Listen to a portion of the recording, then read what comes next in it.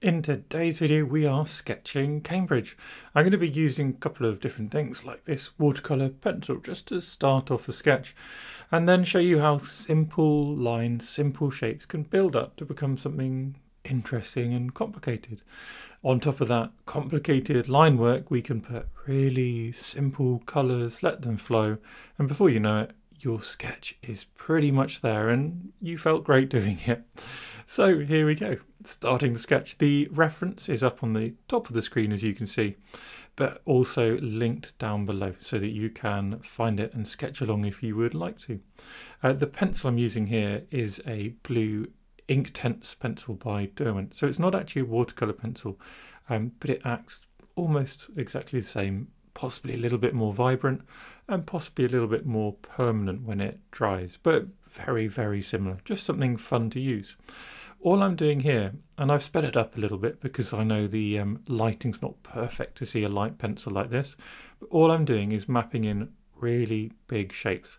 Nothing here is supposed to be permanent, nothing here is supposed to be anything other than a little guideline I can reference when I'm doing my pen work.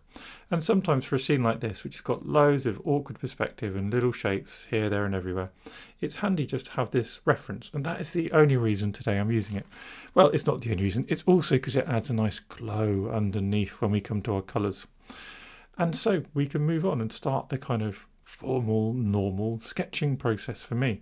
And here I've just got my Platinum 3776 fountain pen with carbon black ink in, also by Platinum. And that's important, not that it's by Platinum, but the kind of ink is important because this ink is waterproof. And hopefully what you can see is all I'm doing is using those lines as a kind of reference, but I'm going to edit quite a few of those lines. I'm going to add a lot more details and find a lot more shapes. I'm not ignoring the reference. I don't consider my little pencil sketch anything more than my first attempt, little draft. It's like doing a thumbnail off to the side of your sketch. You might reference it to work out where you went wrong. Difference is here I've used a water soluble pencil which I can wash away, so I'm just able to sketch on top of it. The challenge that I often see people falling into, or the difficulty they have when they use a pencil, is that they then rigidly stick to those pencil lines. They draw hard, firm, dark black lines, and everything becomes really, really rigid. Now, I am certainly not saying everyone needs to sketch with these ridiculous, loose, wobbly lines like I do. For me, I do it because I love doing it. I know that not everyone loves doing it this way, and I know that not everyone likes my art, and that is great. That is the sort of act of being a human and being an individual. But I do it because I enjoy it. I do, however, think that almost everyone who sketches with a pencil needs to learn that that pencil line isn't the be-all and end-all, and actually you can develop further beyond it. Whether that is just slightly moving the shapes, whether that is adding some more texture to the line, or something else entirely. I think that it's important to remember that when you are taking your first step in your painting, your sketch, that is your first step, and you need to develop your sketch throughout. That means changing things, adapting things, learning throughout the whole sketch. So as you can hopefully see, that's what I'm doing with this ink work. I've drastically moved that building there. You can see the blue line to the left was completely different to what I actually added my ink line as. And that's because of how the rest of the scene is sort of built up around it. The other thing about ink is when you put it on, it's there. So when you've made a mistake or something, changed something slightly, you're probably going to have to change a few other bits to account for that. So don't be afraid to do that. Don't be afraid to adapt on the fly. That is the joy of sketching, and that is why I normally sketch straight away without adding any pencil. The advantage of pencil in a complicated scene like this is it does give you a hand. As long as you're aware of the disadvantages, it gives you a real hand in making it just that tiny bit more accurate. So we're almost there as well, aren't we? So just really continuing here to build up those big shapes. The big shapes are those big triangles, rectangles, squares that make up the sort of buildings. They make up the perspective. They might make up this sort of mass of a mountain in the background, or on the right we've got a tree, which is a big shape. You can see at the moment I've left that out, and that's because I'm working around in what in my head feels like a logical fashion.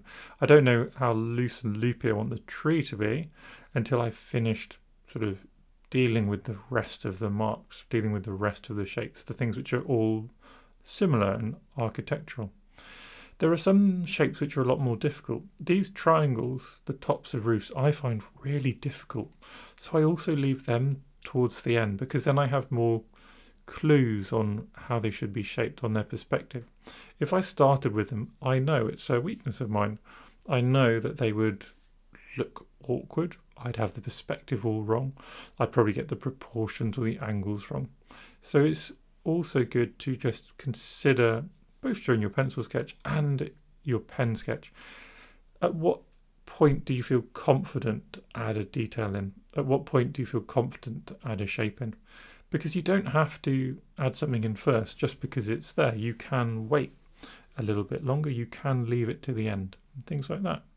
So here, although I feel confident with the tree, this time what I wanted to do was understand how the rest of the scene is built up, to understand, you know, do I want the tree to be this big void of negative space, or do I want it to be a sort of densely hatched, really intricate tree, because I've decided to leave a lot of details out of the buildings. So moving back now with the pen, I've done the shapes, and increasingly I've been enjoying putting in a bit of hatching at this stage. The advantage of hatching now, before you've added any watercolours, is one, it can guide your watercolours, it can guide you to where you want darker tones. Two, it can actually prevent you having to paint extra because you've already got an increase in value from the hatching, so you might find that your painting process is quicker.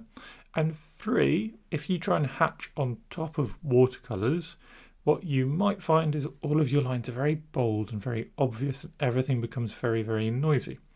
So hatching now is, for me, an increasingly useful part of my process, part of my sketching process, especially for a busy scene like this, where the hatching kind of adds to that just feeling of complexity.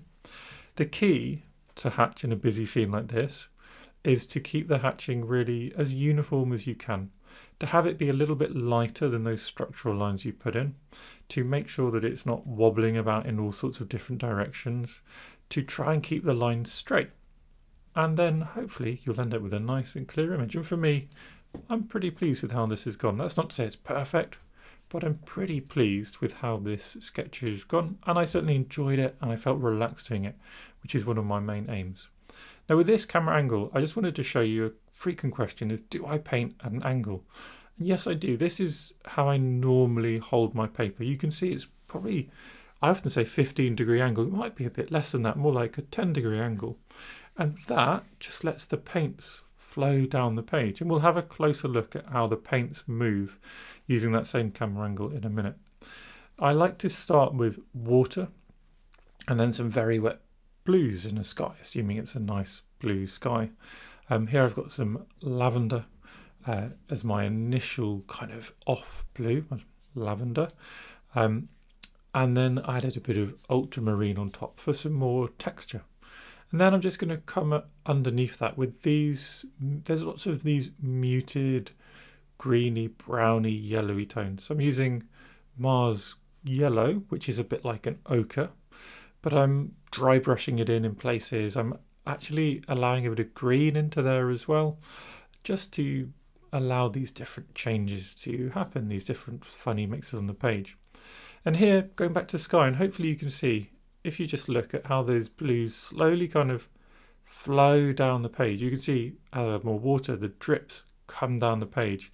And that's the texture I'm after, just that soft flow of colour that comes from a small angle. I don't want a really big angle because then everything will flow. I paint with a lot of water, so if I have a really big angle, everything's going to flow way too much, and it's just not what I'm after. But a little flow helps me with things like this. I know this is, again, sort of nonsense, but you can see on the left, if you squint at the reference, you can see that that building on the left is one of the darkest value buildings.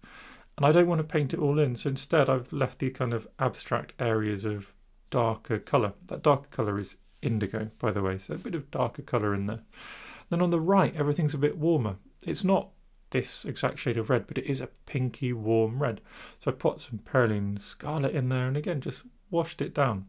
And now hopefully you can see why I left this building on the left. I didn't just paint it all black, because if I'd done that, by now I'd have painted almost all of my page, and that is not what I like doing. I like having a bit of open space, lots of negative space within my page. Similarly, we've got the tree decision, haven't we? Do we paint it all? Do we leave some of it? So, you know, just take it step by step, add a little bit here, a little bit there, and see what happens. I want it to be interesting as well, so I'm layering up different greens, some of my yellow again, so that's a bit of Green Apatite Genuine and a little bit of Mars Yellow. And then I'm hoping that because green and red are complementary colours, things will blend on the page, and those greens and reds that we've got in that area will neutralise, we'll get some nice greys.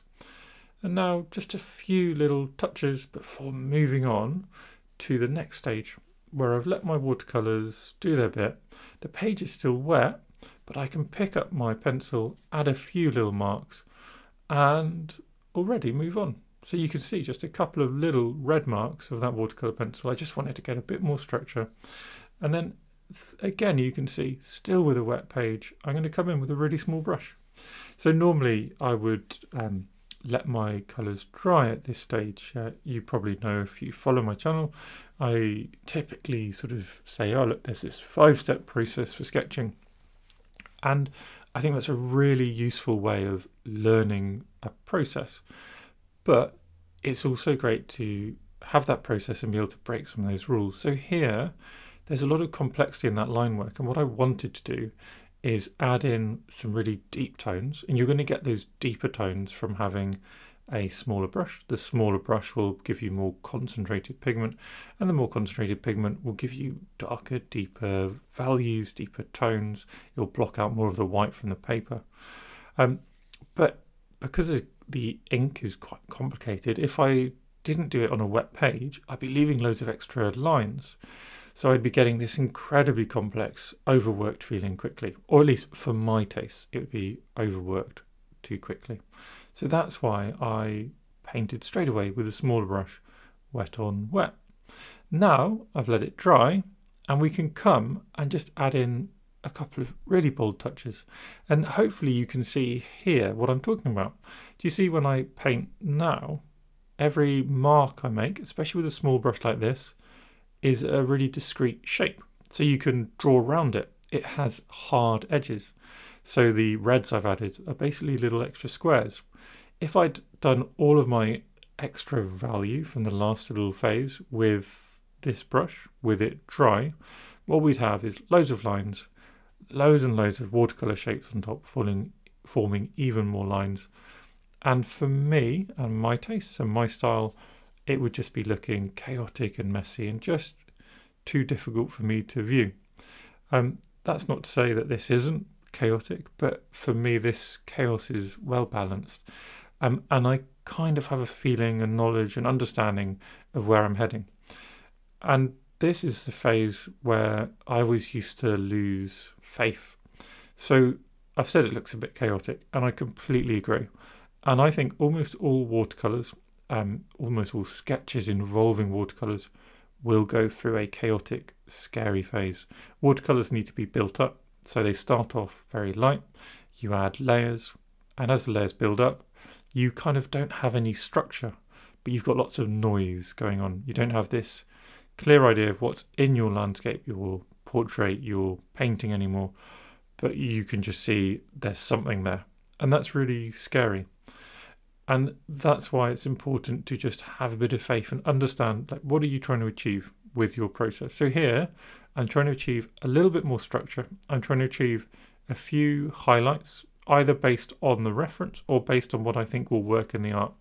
And that is all. I'm not trying to finish it off. I know I can finish it later. I can rescue it when I come back. And when I come back, what I'm going to do is this. I'm going to get my pen out again and just add a tiny little bit of structure, just the biggest big shapes. The car in the foreground can get a nice bold line. And I'm just wandering around with my pen, just finding the absolute key elements. The watercolours have dried and soon I'll show you the other angle and you'll see that they've become clear. All we need to do is get those key elements a bit bolder to sit back in front of those watercolours, and ta-da, your sketch is done. You don't need to worry too much, you just needed a tiny bit of extra structure to bring everything together. And like that, I'm going to add a frame because this scene really feels like you're looking in on a little sort of window into this scene. And for me, a little frame like this really gives you that fun kind of mysterious feeling. And you can see the finished image here. Those watercolours are much more transparent than when we were painting earlier. And that just lets the sort of ink sing through, have that little drama and chaos. If you enjoyed this, like, subscribe, join me on my free course. There's a link down below to 10 days of sketching, or join me on Skillshare for a month free on all Skillshare courses by using my link also in the description. So thank you everyone for watching my little sketching videos. If you enjoy my content, please do subscribe to my channel because it makes me really, really happy. Thanks again.